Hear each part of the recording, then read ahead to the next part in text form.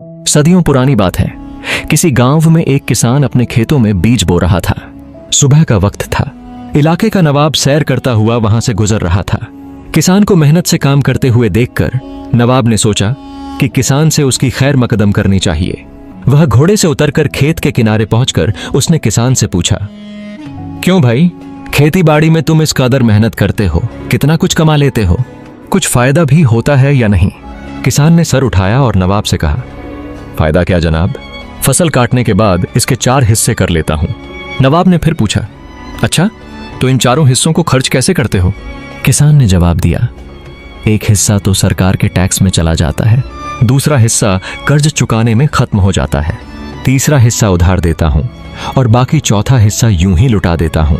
नवाब को किसान की यह अजीबोगरीब बातें सुनकर बहुत ताज्जुब हुआ। हैरान होकर पूछा, तुम्हारी बातें मेरी समझ में नहीं आई, साफ साफ बताओ, तुम कर्ज चुकाते भी हो और देते भी हो। ऐसा कौन सा कर्ज है जो हर फसल पर अदा करते हो और फिर भी खत्म नहीं होता? और वह कौन है जिसे तुम हमेशा कर्ज देते हो और फिर 1/4 रकम तुम यूं ही उड़ा देते हो?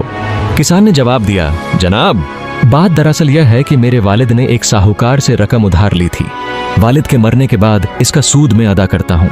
एक हिस्सा टैक्स देने के बाद दूसरा हिस्सा यह अदा हो जाता है और तीसरा हिस्सा किसे उधार देते हो? नवाब ने पूछा। किसान ने कहा, यह मैं अपने 2 लड़कों पर खर्च करता हूँ ताकि बुढ़ापे में वे मुझ पर खर्च करें। नवाब ने पूछा, और यह एक हिस्सा फिजूल क्यों उड़ा देते हो? किसान ने कहा, मेरी एक बेटी भी है। आपको पता है कि आजकल दहेज के बिना शादी नहीं होती और दहेज एक फिजूल रस्म है। चौथा हिस्सा इसके दहेज के लिए रखता हूं। मेरी नजर में यह रकम लुटाना ही हुआ। नवाब इसकी मध्यलाग्र बातचीत से बहुत प्रभावित हुआ और एक बड़ी रकम उसे इनाम के तौर पर देकर रुखसत हो गया। नवाब ने किसान की बातों को ध्यान से सुनकर उसकी मुश्किलात को समझा और सोचा कि अगर यह किसान अपनी जिंदगी में इतनी मुश्किलात और मेहनत कर रहा है तो इसकी मदद करनी चाहिए। उसने अपने मालिकाना काम के सफर को दिमाग में रखते हुए किसान से कहा, तुम्हारी मुश्किलात समझकर मैं तुम्हें यह रकम दे रहा हूं ताकि तुम्हारे लिए कुछ आसान हो जाए। तुम्हें अपनी मेहनत का फल मिलेगा।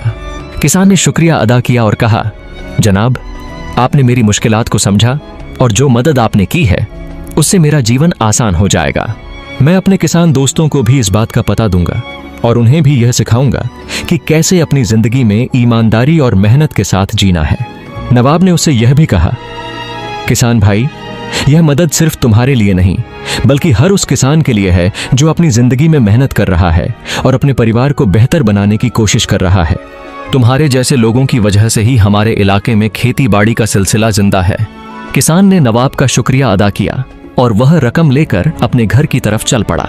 नवाब की मदद ने किसान की जिंदगी में एक नई रोशनी भर दी और किसान ने अपने दोस्तों के साथ मिलकर नए इरादों के साथ अपनी जिंदगी की तरफ कदम बढ़ाया। किसान ने नवाब की मदद से मिलने वाली रकम से अपनी जिंदगी में बेहतरी लाने की कोशिश शुरू कर दी। उसने सबसे पहले अपने कर्ज को अदा किया जो उसके लिए सबसे बड़ी मुश्किल थी। फिर अपने 2 लड़कों को अच्छी तालीम और काम सिखाया ताकि वे भी अपनी जिंदगी में बेहतर कर सकें। उसने अपनी बेटी के लिए भी दहेज के लिए पैसा जमा करना शुरू कर दिया, लेकिन वह इस बात को समझ गया कि दहेज एक जरूरत नहीं बल्कि एक रस्म है जो उसके लिए लूटने के बराबर है। वक्त गुजरता गया और किसान ने अपने परिवार के लिए जो नई सोच अपनाई थी उसके अच्छे असरात नजर आने लगे। उसके लड़के अब अच्छे काम कर रहे थे और उन्होंने अपने परिवार को नए तरीके से चलाना शुरू कर दिया। बेटी की शादी भी अच्छे तरीके से हुई, लेकिन किसान ने दहेज देने की जगह अपनी बेटी को ऐसे तरीके से तैयार किया कि वह अपनी जिंदगी में अपने कदम खुद रख सके। किसान का जिंदगी का सफर अब पहले से बेहतर हो गया था।